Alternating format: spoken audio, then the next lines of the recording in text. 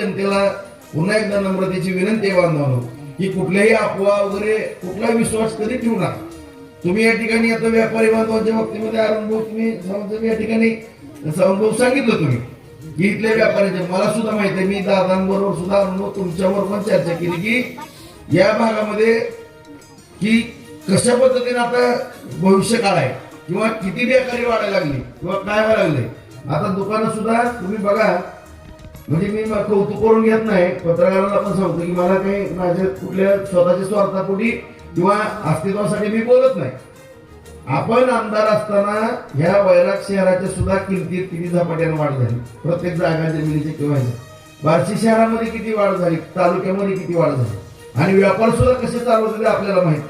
कारण जर शासनाचा मुबलक निधी जर आला तरच अर्थकारण मोठ्या प्रमाणामध्ये हालत असते. आणि या ठिकाणी मी सर्व वैराग शहर जरी असलं तरी काही अंशी ग्रामीण भागातील जनता आहे या ठिकाणी सगळ्यांना नम्रपणे सांगू इच्छितो की आपण जेवढं डेव्हलप करू किंवा रस्ते, गटरी, दिवाबत्ती, पाणी, MIDC जर झाली तर ऑटोमॅटिकली प्रचंड किमती वाढतात आणि सगळ्या शेतकऱ्यांना प्रचंड मोठ्या प्रमाणामध्ये फायदा झाल्याशिवाय राहत नाही, त्यांची आर्थिक उन्नती झाल्याशिवाय राहत नाही.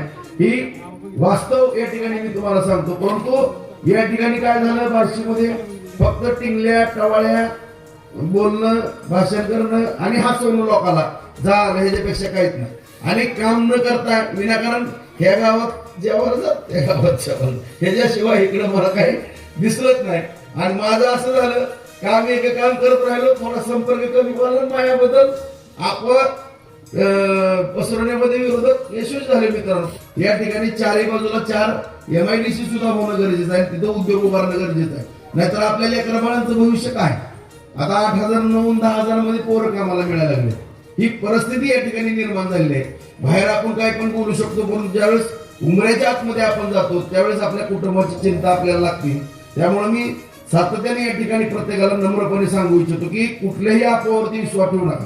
कारण शेवटी आता राजकारण आहे.